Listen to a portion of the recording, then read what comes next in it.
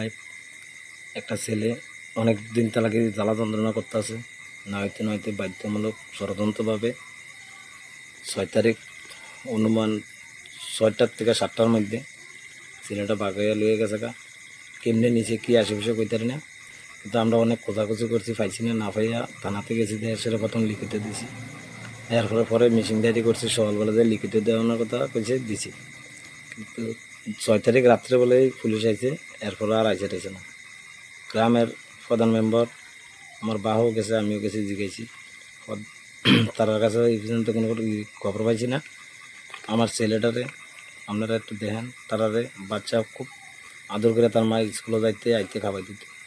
এই জায়গা আজকাল 3 দিন লাগে ফলাটার খাবাইতে আমার কষ্ট হইতেছে। অসুখ হয়ে গেছে, পেট ব্যথা আর খালি বমি। ওই জায়গা আমি যাইছিলাম, ডাক্তার দিয়ে এসেছি। পুলিশ দেখেন একটু কেয়ারে কীভাবে তদন্ত করে না, কী আসে বিষয়। আমরা কইছি নাহলে আপনারা না পারলে লোকেশনটা হইলে আপনারা ট্যাগ করে আপনারা দেন, এভাবে দেন।